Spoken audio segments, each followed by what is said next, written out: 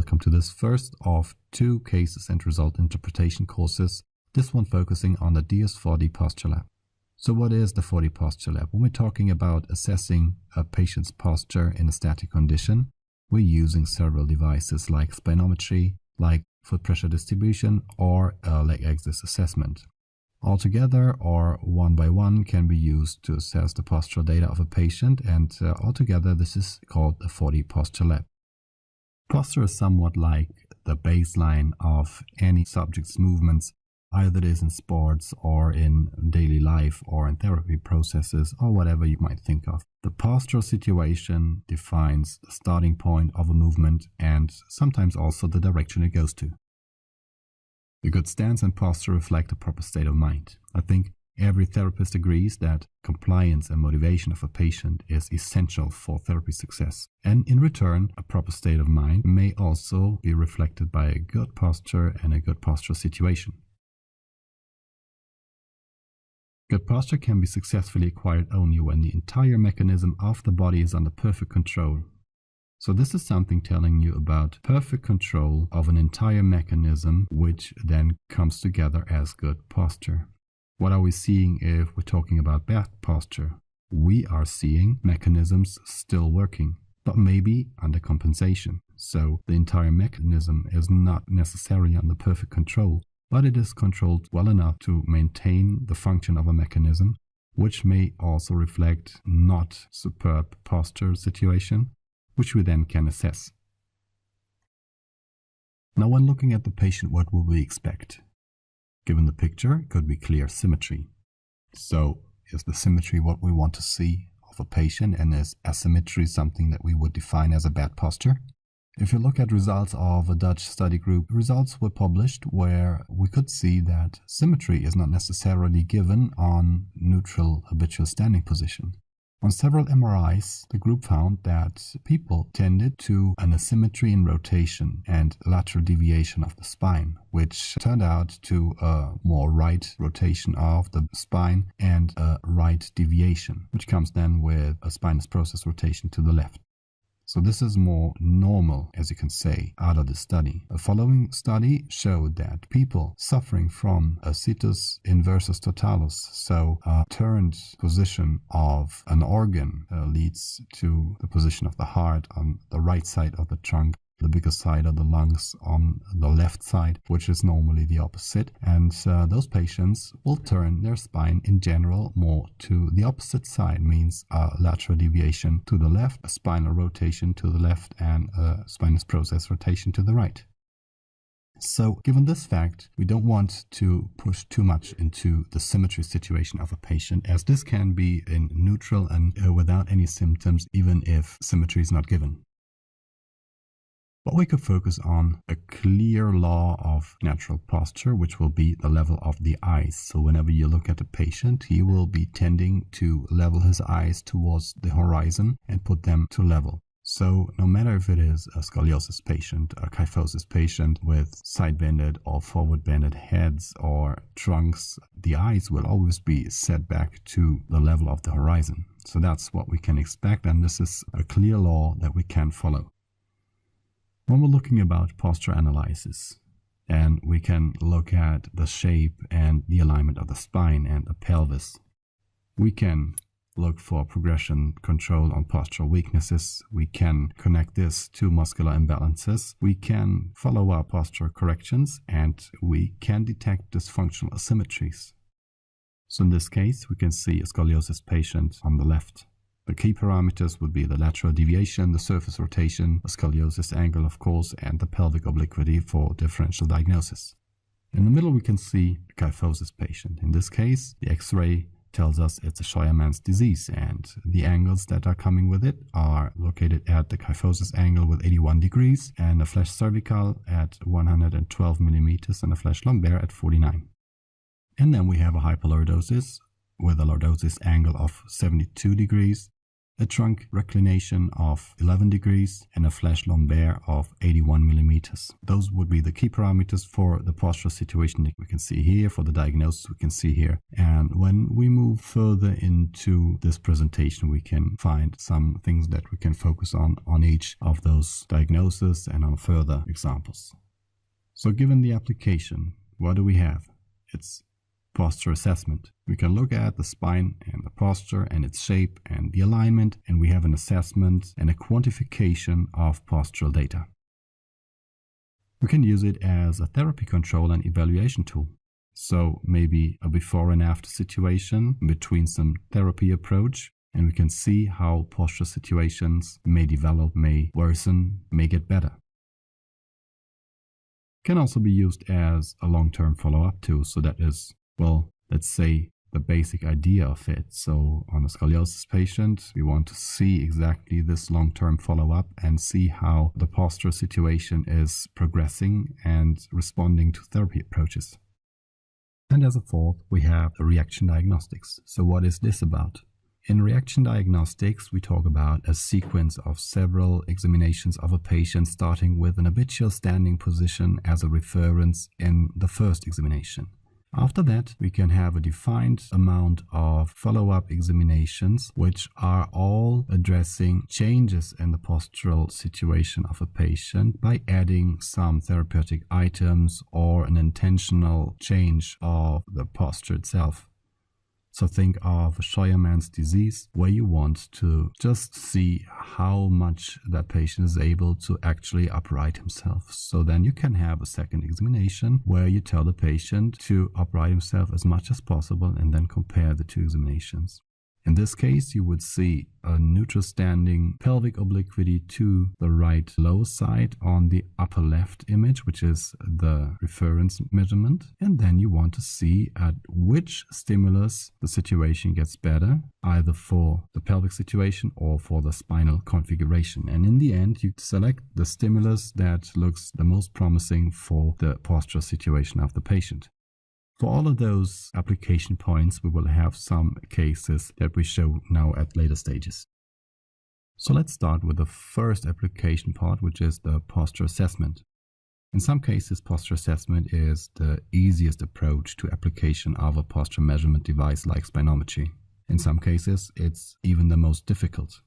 It's easy if you want to quantify a posture situation and put some numbers on that posture situation. It's difficult if you want to quantify the posture situation, put it into numbers, and then connect it to the symptoms the patient tells you from. So the easiest approach on simple and plain posture assessment would be looking at the parameters that are most outstanding, that are most catching your eye in the first hand. So looking at a hyperlordosis patient, you would of course look for the core parameters like the lordosis angle, like a trunk inclination, like a flash lombaire, like the curves that are actually showing the alignment of the sagittal profile.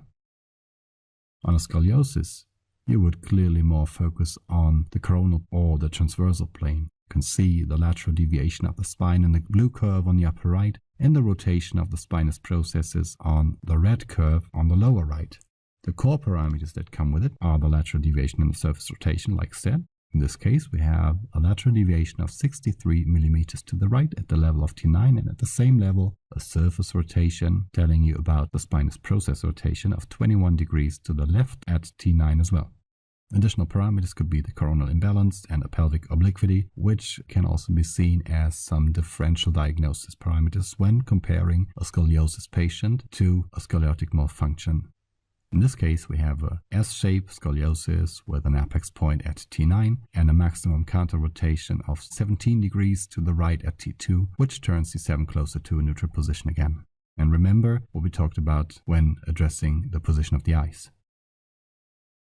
One short excursion to the scoliosis angle compared to COP. So you didn't see the scoliosis angle in the core parameters of scoliosis, but for sure this angle is available and you can see it on the left-hand side image. Basically, this angle is calculated like a Cobb's angle in an X-ray image, but there are differences between the angle calculation in one image of a spinometry and another in an X-ray. So the morphologic differences between the bone and the spine model are the key factor for the differences in the calculation result of a scoliosis or a Cobb angle. So you can see a scoliosis angle of 60 degrees based on the tangents on the most laterally bended segments in the upper end and the lower end, which come at a 60-degree angle, and an X-ray would drop you maybe 55. On another patient with a scoliosis angle of 60, maybe it's 65. So this is clearly just relating to the actual morphologic difference that you can see the morphology in an X-ray, but you can't in a spinometry measurement. Another difference comes with the representation and the calculation base, which is two-dimensional on an X-ray and three-dimensional on spinometry. So whenever you look at the tangent position that you can see on the left-hand side, you can be sure that the tangents are placed according to the segmental rotation position where the tangents are placed to. Also, this can change the calculation of the scoliosis angle quite severely and leading to different results compared to an X-ray. So how can we use it then? In the first hand, each scoliosis patient has to start with an intra-individual correlation that is set with an X-ray image and a photometric image that comes straight after the X-ray. So the closer those two examinations come together, the more likely it is that we can set a proper intra-individual correlation that we can use for the further progress of diagnostics. So this will give us a baseline exam of photometric and X-ray. We can compare the angles, and the individual difference that we can read out of this comparison can be taken as a reference for further photometric exams. So we can reduce the need of an X-ray to a very low level if we want to address the diagnostics of a postural situation instead of the diagnostics of a bony deformity. So it's a reduction of an X-ray. It's not replacing an X-ray, which is the clear golden standard when it comes to morphological detection of the bones. Of course, there are some studies that are looking at the correlation between the video raster stereography and conventional X-ray, or like you can see here on a 2D EOS radiography, where you can see strong correlations and not too many differences. Another study talks about the reproducibility of each surface topography parameter that is strong, and the utility of a surface topography is seen as reproducible, and especially reproducible in the quantification of a deformity after an initial X-ray that has been taken. Let's look at hyperkyphosis like Scheuermann's disease. You can see here, so you can see the clear round back that has a lowered kyphotic apex and a high curve, which is expressed in a kyphosis angle of 81 degrees. Coming with a flash cervical, you can see it on the upper right of 112 millimeters, and a flash lombaire, which is not too much out of the range with 49 millimeters. In the fourth case of the posture assessment, we talk about a flat back. You can see the spine model on the left side, which is really straight, and you can see the lateral projection on the right hand side with the green surface line and also the blue spinal connection line, just showing that little bulge at the level of T12, but with a really flat kyphosis and an even flatter lordosis area. So the core parameters would of course be the kyphosis angle at 24 degrees, which is a flat value, which is a low value, but still the cervico-thoracic junction and also that little bulge at T12 are able to make an angle of 24 degrees calculable. The lordosis angle is completely out of range with 5 degrees, really flat and really straight. So some background information on that patient. This patient has been treated with a lumbar fusion connecting L3 to L5, crossing 3 lumbar segments and therefore causing the lumbar lordosis to vanish. As a reaction, thoracic kyphosis also disappears, and this is a functional reaction that enables the patient to maintain some rest function on the ability of response against the ground reaction force. Speaking from that side at the beginning, we would talk about the mechanics of the body not being necessarily under perfect control, but in as much control as needed in order to maintain a certain level of function. This flat spine can be visible in the sagittal profile as well, and also in the tilt and the curvature. So this leads us to a short excursion talking about the curvature and the tilt of a sagittal profile. What you see in the red graph is the tilt, and the tilt is defined as the sagittal bending position of a segment against its neighboring segment. So when you look at the spine model on the right hand side, you can see that T1 is bended forward, T10 is bended backwards. T9 is also bended backwards, but maybe not so much as T10. So this leads the tilt graph to align itself to run in a diagonal way. If you look at T11 and T12, you can see that the tilt level is nearly the same. So those segments are placed parallel on top of each other. Then we have a straight and vertical alignment of the tilt graph. And what we want to see in order to evaluate the tilt would be a primarily diagonal alignment of the graph and no vertical alignments.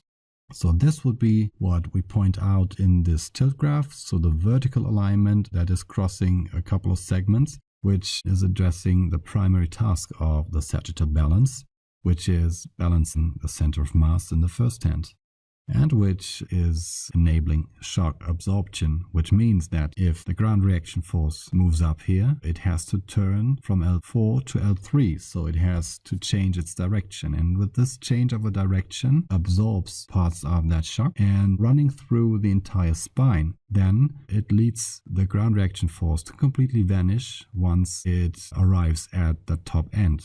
This enabling the head to remain as still and stable as possible. So now moving on to L2, you can see that the arrow is again decreased and is now running through a set of 4 segments until it reaches T10, which is then again tilted a bit, which you can see also on the tilt graph, where the vertical alignment of the graph throughout the thoracolumbar junction is ended at around about this level. So then T10 is addressed with too much of force and is overloaded in this case, and then transferring too much shock to the upper segments. Curvature. So the curvature is what we can see as the fingerprint of a spinal profile.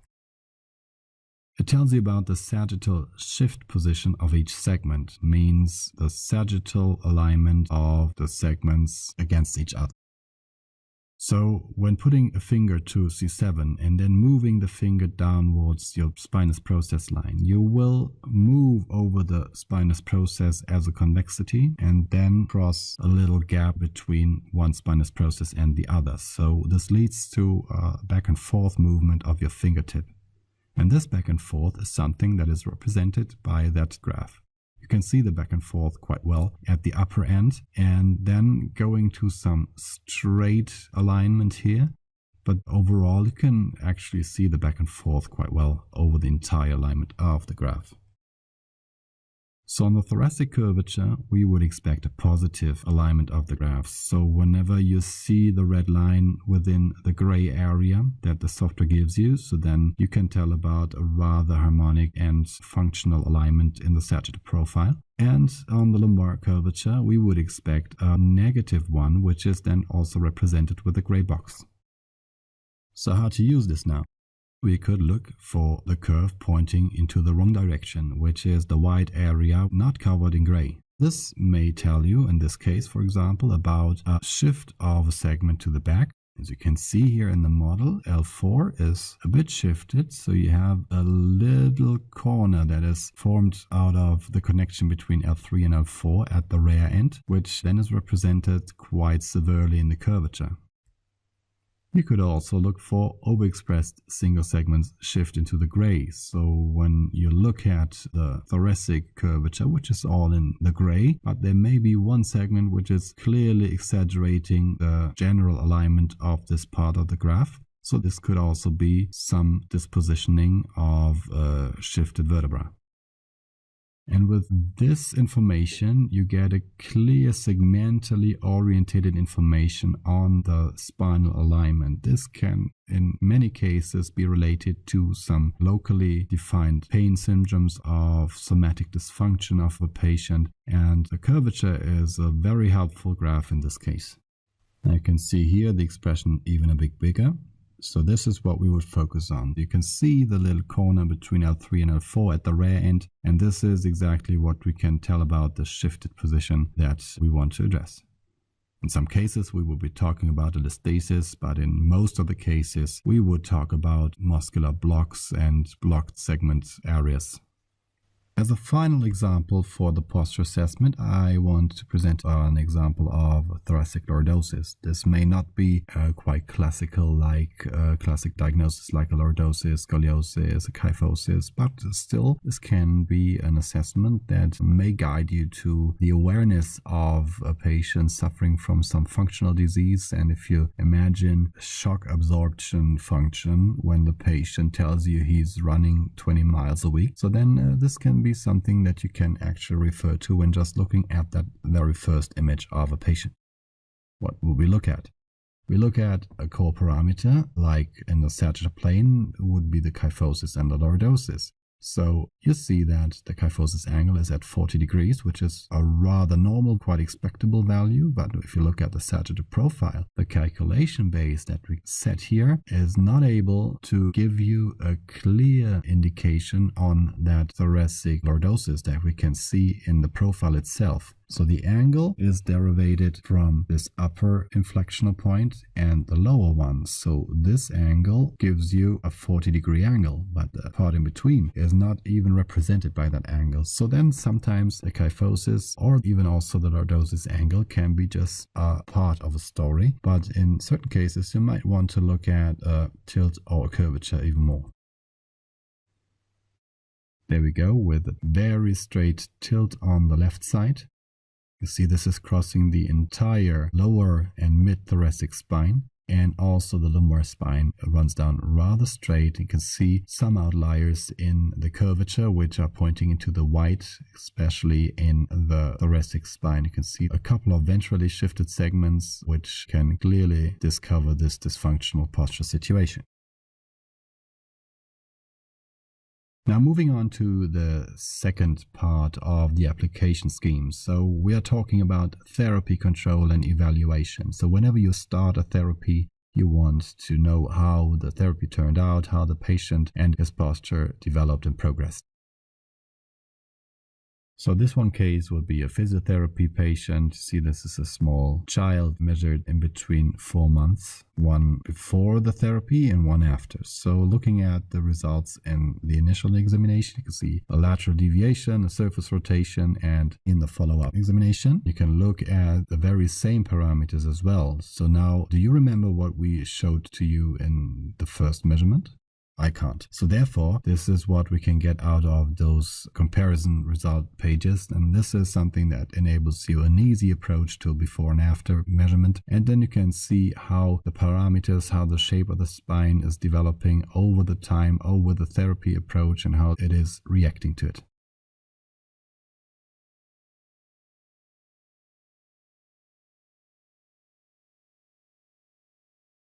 Now this is an example of a scoliosis patient treated with a brace.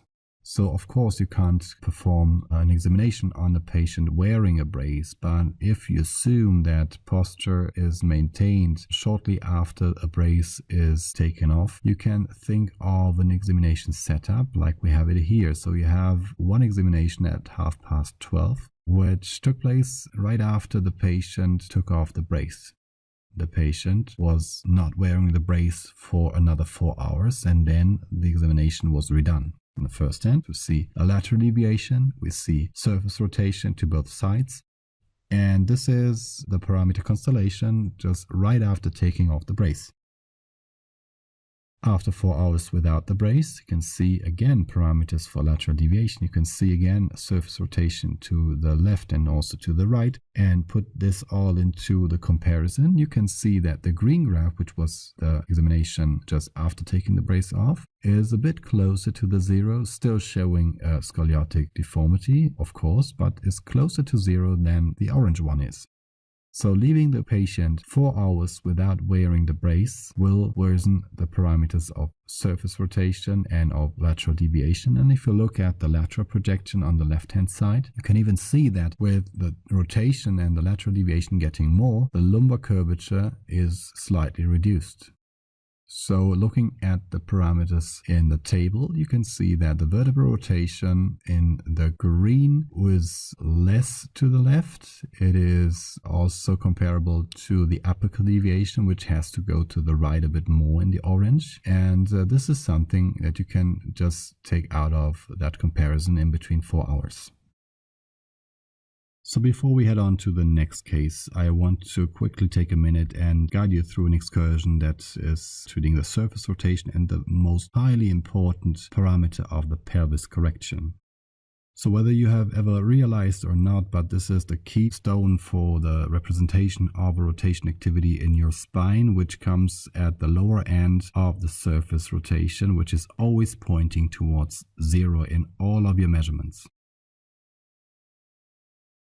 If you look at the graph at the level of L2, so this is what the system gives you in this level. So you see that the vertebra is rotated to the right, so we're looking down to the segment, and the spinous process is turning to the opposite side to the left, with the yellow line representing the dimple connection being parallel to the cross that is indicating the 0 position of the graph.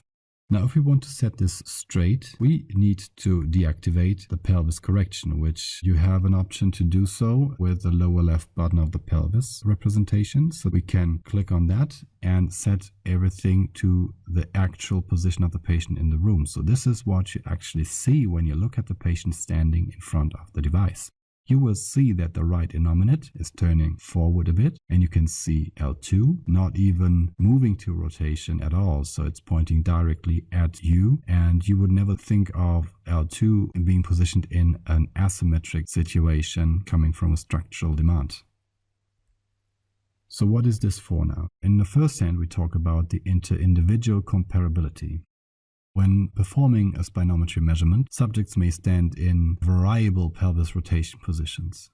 And this cannot be generalized at all. So no matter if your patient is standing with 10 degrees rotated to the right or 8 degrees rotated to the left or not even rotated at all in his pelvis, it's really hard to look at the rotation activity in the spinal alignment. So therefore, that generalization of a pelvis correction is helping a lot in set up an inter-individual comparability. So when you look at the red graph on the left-hand side, you can see that the structural demand on the spine is a generalized left rotation of the spinous process. This tells you about the muscular asymmetry that must occur there in order to set something against the pelvis rotation. On the blue curve, you can see the actual position in the room, which is not even representing that structural left rotation demand on the rest of the spine. And this enables you to point out the segment of the highest structural loading with the maximum surface rotation or some turning points within the alignment of the rotation graph. Now up to just another therapy control and evaluation case. So we have a treatment with sensomotoric insoles of a patient that you can see on the left hand side. This is the initial measurement taken in July of 2012. Coming with a baseline exam parameters of a coronal imbalance of 12 mm, a pelvic obliquity of 9, and a surface rotation to the left with 7 degrees at the level of T12. The follow-up examination comes just right a year after, and with a coronal imbalance of 3, a pelvic obliquity of 3, and a surface rotation to the left of 2. In between, the patient has been treated with sensomotoric insoles, and in the comparison, we can see a clear improvement of the frontal projection and also on the surface rotation. We can also see that pelvic obliquity has been reduced and the coronal imbalance even improved more. So this is something that you can show to the patient and also set up a perfect comparison in the mid or the long term. Now just a slight excursion to pedobarography, as we have been talking about the sensomotoric insoles. So when looking at a posture lab, of course it is also possible to enhance the information that comes out of a spinometry with a foot pressure distribution that comes at the same time. Now, what are we talking about? We're talking about the general foot deformities or foot dysfunctions, which are represented here in a foot eversion. In a low arch foot, you can see that high pressure zone in the midfoot. You have a splay foot with that wide high pressure zone in the forefoot. You have a high arch foot with not even a midfoot at all, which is elevated from the ground, or you can have also a flat foot with the midfoot being spread all over the place. Now, in some cases, that foot shape is perfectly detectable out of a static examination. But what about a high arch? Here you can see two examples of missing pressure data in the midfoot. Both are left feet, and we will be talking about a high arch, aren't we? So actually, out of a static exam, it is really hard to define whether we are talking about an actual high arch foot. In some cases, the missing pressure data can also come from an internally rotated midfoot or something like some medially orientated rear foot eversion. This is something that is hard to distinct in a static measurement, but will give you a clear image out of a dynamic measurement.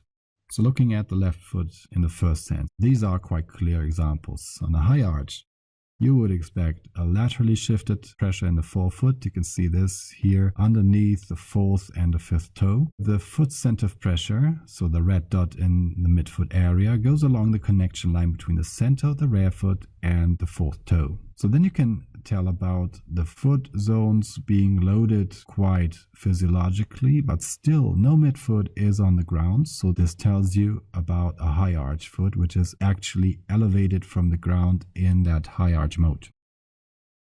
Talking about a midfoot eversion, we talk about a medialized maximum pressure value in the forefoot region. So here you can see it's clearly below meter 1. We have not even measurable pressure underneath the lateral forefoot, and the foot center of pressure turns medially, so it can be found on the connection line between the rear foot and meter 3, 2, or in severe cases even meter 1. In any case, it's recommended to perform a differential diagnosis in a dynamic measurement. So this will be part of part 2 of this cases and result interpretation that's focusing on the DIERS 40 motion lab. And then we can address this differential diagnosis once more. Then even another excursion that we focus on the pelvic obliquity and the pelvic torsion. So on the left hand side you can see a clear pelvic obliquity with the right side lower than the left, determined on the position of the dimples. So how to use it? Is a pelvic obliquity always related to an actual leg length discrepancy? Can it be structural or functionally orientated? You may take a look at your leg axis measurement or even just looking at the legs of your patient. May there be a rear foot eversion or an inner rotated knee? And also take a look at the pelvic torsion. This is highly important. Be aware of the possible restrictions that come with the pelvic parameters. So the reference points are the lumbar dimples and not the same like the reference points in an X-ray. In case of a pelvic torsion or a pelvic rotation, this may create also false impression on the patient's posture and the pelvic position. And in minor cases, you may also find some false dimples, which represent a clear concavity, which you have here as well, but with the concavity of the dimples not being completely leveled with the alignment of the pelvis itself. So the bony structure that is underneath the surface is not represented well enough by the position of the lumbar dimples. Now looking at the pelvic torsion, what is the pelvic torsion? Basically, if you look at the green arrows that are pointing out of the yellow balls of your dimples, so we are talking about the sagittal bending angle that is represented by the tilt of those arrows between the left and the right dimple. So actually the torsion value is the difference of the tilt of those arrows, and the side of the pelvic torsion shows the innominate that has a higher forward tilt. So for example, if the results tell you about a 3-degree left pelvic torsion, it tells you that your left innominate is tilted 3 degrees higher than on the right side. Again, this is something that is not clearly related to structural functional leg length discrepancies. So imagine a patient having a clear structural leg length discrepancy, means that one leg is structurally longer than the other. One compensation mode for that would be lowering the shoulder side in the coronal plane. On the other side, a compensation mode could also be directed to the sagittal plane. So if one leg is longer than the other and the ground reaction force vector is just pointing upwards and going past the hip, this comes with a clear tilt moment to that innominate. So a longer leg may cause that longer leg side's innominate to tilt backwards in order to compensate and set this aligned to the shorter leg. The same situation could also force the counter side innominate to tilt forward and move the shorter leg more closer to the ground. In any case, make yourself aware that a pelvic obliquity should always be focused together with the pelvic torsion. So in general, it's not acceptable if a therapy approach is reducing the pelvic obliquity but increasing the pelvic torsion. So the restriction on the pelvic torsion, in general, we cannot tell about whether we are looking to a forward or a backward tilt. So a 3-degree left doesn't tell you necessarily that the left side is forward tilted, but it could also be a right side backward tilt, which still would make the left side arrow point upwards by that 3 degrees. And be careful when using the surface markers. So this is the main reason why we are not addressing the pelvic torsion in the dynamic measurement, as surface markers are mandatory. But when we're using surface markers on the static measurement, make yourself aware that the torsion angle coming out of the surface normals are highly depending on the accuracy of your markers. And as this is normally always a bit of a critical question, we are not recommending to use the pelvic torsion parameter whilst using the markers. So just another therapy control in evaluation case. So you can see an image of a patient suffering from a lumbar block.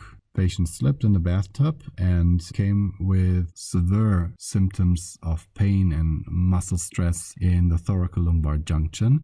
This one is a healthy reference measurement, so this is something if we have it in stock, so we can easily use it and compare it to the severe situation. So then we have a trunk inclination of 0 degrees, a pelvic obliquity of 2, and a surface rotation to the left of 6 degrees. This is coming from December 2018, and then we have one acute situation. This is directly a day after the lumbar block occurred, and we see a trunk inclination of 2, we see a pelvic obliquity of 10, and a surface rotation of 11. Then this was the therapy approach, so several exercises in order to mobilize the lumbar spine, in order to mobilize also your hip flexors and stretch your hip flexors. Altogether, this was a 3-day experience that made the spine and the posture situation appearing with a trunk inclination of 4 degrees in inclination, with a pelvic obliquity of 4 millimeters and a surface rotation of 6. Putting all those 3 measurements together, we have our healthy baseline examination in green.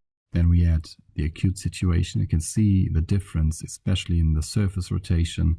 You can see that the rotation parameters highly went up, and if you remember the pelvic obliquity, this was at 2 millimeters in the baseline and at 10 in the acute situation. And we have a lilac curve that comes after the exercise period of 3 days, which was able to highly affect the thoracic rotation position and also reduce the lumbar rotation. And if you look at the frontal projection, you can also see that the spine is coming more to neutral. And so this was a big effect, which also came along with a very impressive reduction of symptoms.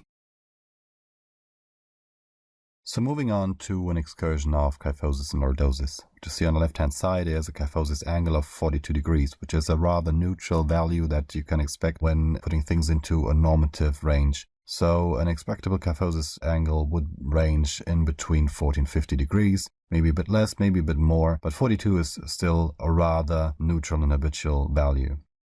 On the second case, we have exactly the same angle in kyphosis, and on the third, also 42 degrees. So all 3 cases come with a neutral and expectable kyphosis angle, but what is the difference between one and the other? So obviously, when you look at the alignment of the green and the blue lines, you can see that there are changes and there are differences in between the 3 cases, which are not represented by the kyphosis angle. So in the mid graph, for example, you can see a rather flat curvature in the upper thoracic spine. You can see a rather long kyphosis which ranges down to approximately L1 or L2 even. And on the right hand side you can see also a slight lordotic shape in the mid thoracic spine, and this is not detectable by the calculation of kyphosis angle. So what can we use in exchange for that? If you look closely at the sagittal profiles of those three cases, the main difference comes in the sagittal tilt that the trunk of the patient performs. So on the left-hand side, you can see a rather neutral position of the sagittal imbalance, which comes at a value of 3 degrees of an inclination, which is rather what we expect. So this is observable if the apex point of the lumbar lordosis is barely kissing the zero line that comes as a plump down from C7 surface. In the mid-lateral projection, you can see that body-owned plumb, that connection to the lordosis apex is slightly backward tilted. Then the lordosis apex is right from the zero line, so this comes with an increased inclination. So the trunk is bended forward slightly, and this is expressed by that increased inclination of 5 degrees. On the right-hand side, you can see a rather swayed back position, comes in a value of 3 degrees of a reclination. And this defines a difference in the postural type that we can see, that we look at, without exaggerating that meaning of a kyphosis angle. The same stands also for the lordosis, of course, but I think you get the point when just talking about the trunk imbalance instead, or as a replacement for that rather rough value of a kyphosis that covers a rather long area of the trunk itself.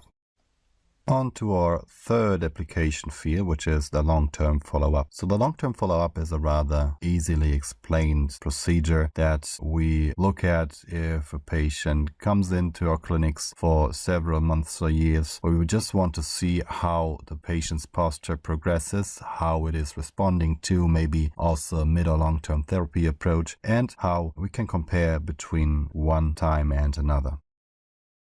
This is a case of a patient with an initial exam on April of 2007. So you can see a slight scoliosis curve, which is represented with a lateral deviation and a surface rotation in given values. A follow-up comes in at 2010. You can see more surface rotation, more lateral deviation values, which are not too present as a comparison to 2007, if just not set to comparison context. So this is just the plain values that we just look at right now. Another follow-up in 2011, and a fourth follow-up in 2012. Of course, this can be done multiple times, so not necessarily be just 4. Maybe you just want to have a follow-up every half a year, and then you can move on with multiple examinations and compare them. So looking at the comparison, you can see the initial baseline exam in 2007 in green, the follow-up in 2010 with a rather high excursion of the surface rotation graph and also of the frontal projection, so the lateral deviation increased as well. In 2011, maybe some therapy was defined, and so the surface rotation got reduced slightly. And then in 2012, we have a rather high surface rotation with an even more expressed scoliotic shape. So regardless on what you want to see in the long-term follow-up, this is what you can actually compare over also a longer time than just within one measurement set. Well, our fourth and final application part would be reaction diagnostics. As explained earlier, reaction diagnostics is focusing on the short-term reaction of the postural system when being confronted with some stimulated examination. So what you basically do is defining a measurement routine that connects several measurements one after the other, with each measurement containing a certain stimulus that you want to see how the stimulus is interacting with the postural situation. By any means, you will need somewhat like a baseline examination with the patient standing in an habitual and unaltered postural situation, which will be set as the baseline for any comparison that you want to set up with any further measurement. The way you proceed from here would be depending on, I suppose, your expertise, your timely resources, maybe also your motivation a bit. One approach would be following a predefined measurement sequence, which comes with also a predefined number of measurements that you want to perform after the baseline exam. And each measurement coming with a particular stimulus that you just want to test whether this has an impact on the patient's posture or not. The upside on that is that the results you talk about with your patient will always be the same and always be based on the same measurement sequence. So this gives you a clear and a very reproducible way of looking at your results. Another maybe more complex approach would be looking at the parameter table of your baseline exam, maybe also looking at the alignment of the graphs, and then selecting the parameters that are shouting out the loudest and connecting those to the physical symptoms that the patient complains about. So this will set you up an individual sequence where you can define a stimulus for the next measurement, which you expect to have an impact on the patient's posture, and then you can test for it. So then you move on to the next if this didn't work out, and you just compare those examinations which follow up an individual sequence, which are all built up on the baseline exam and the reaction to the preceding stimulus. In this example, I just want to follow a fixed measurement routine, so this enables you to get maybe some ideas on what you can do on a reaction diagnostics for short-term reaction of the body. So the first examination that we perform after the baseline would be measurement with closed eyes. So what is this all about? In some cases, the position and the function of the eyes may have an effect on the posture. Imagine a patient suffering from maybe an impairment in fusioning the signals of both eyes to a three-dimensional image. So maybe you have a leading eye that guides you a bit more forward with your head on one side. So then this may affect your posture quite significantly, and this is what we can test here. Obviously, if you just look at the alignment of the surface rotation and the lateral projection, or also the frontal projection, so the changes are not very significant. So then move on, we have another measurement stimulus that is just testing for an ascending chain function, which comes with a foot muscle activation following the principles of Yanda. What we want to test here is whether there is a channel available that is leading an ascending function from the foot muscle activation up to maybe the leg axis and the pelvis, and maybe also up to the spine. Also here we have some slight differences if you look at the surface rotations, so some derotations for the orange graph, but I'd say this is something depending on the symptoms the patient recognizes and whether this is actually affecting the symptoms. What we can see is that with the foot muscle activation, the coronal imbalance is a bit bigger, so then this may be not the therapy approach that we want to go for. Let's move on to a more descending approach. Then we could go for a mandibular occlusion in order to increase the mandibular jaw muscle tension. And then you can see again, not that big of a change that we can see here. Maybe we move on with more a relaxation of the mandibular jaw, so we can put some cotton rolls between the molars and slightly fixating them with the molars. Then this provides us with a reduction in that mandibular jaw tension. And also this doesn't have a clear effect, and the surface rotation is not significantly changed, and also the parameters in the table do not show that big of a change. Maybe we just increase that muscle tension relaxation and putting the cotton roll in between the incisors and slightly fixating them. This is even more effective if we want to just reduce the mandibular jaw tension. But on the other side, so that would be the downside of it, you would force the mandibular to slightly move forward a bit. So that is just to be seen as a test whether that descending chain is actually working or blocked at a certain level. Let's go for a more ascending chain function. Then you can see that pelvic obliquity in the green frame, this is expressed as 12 millimeters on the left. That would refer to the highest side, so the left dimple is a bit higher than the right one.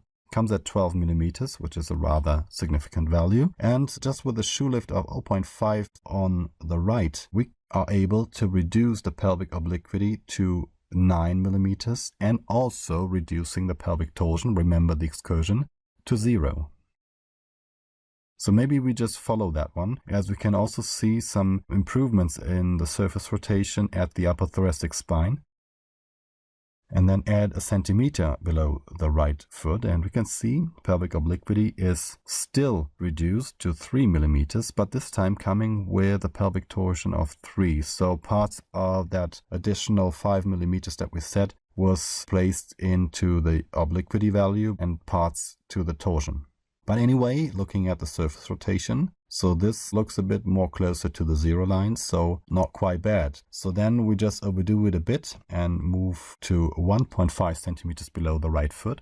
And you can see a clear and straight alignment of the surface rotation, which has only small deviations left, with a pelvic obliquity remaining at 3 millimeters and a pelvic torsion being reduced to 1 degree to the right. Also, we can see a slight lower kyphotic angle and a more harmonic sagittal shape, you can see here. And also the apical deviation is reduced, so this is quite a good measurement result. In fact, you have to just look whether you really want to treat your patient with a 1.5 centimeter shoe lift straight away. As you can see, that ascending chain that comes from that shoe lift and that is activated by the shoe lift is actually working as well, also already at 1 centimeter. So you can decide to start the treatment of a patient maybe with a shoe lift that is a bit lower, allowing the body to adapt to this new situation, as this will be highly stressful for the patient and his postural system. Then 1.5 would be maybe a bit over the top, even if the results are superb. But given the fact that the postural system should be activated to also show some own improvement onto the situation, so then maybe this is a bit overcompensated, and we may want to just reduce that shoe lift just slightly in order to give that postural system an own way on reacting this. Maybe with a physiotherapy that is including that shoe lift and setting up a base for allowing a muscular chain working just a different way. So this concludes the presentation of cases of the DIERS 4D Posture Lab. Make sure to check out also the video for the cases of the 4D Motion Lab, as this will be a follow-up on this presentation. So stay tuned, thank you for listening, and see you in the next video.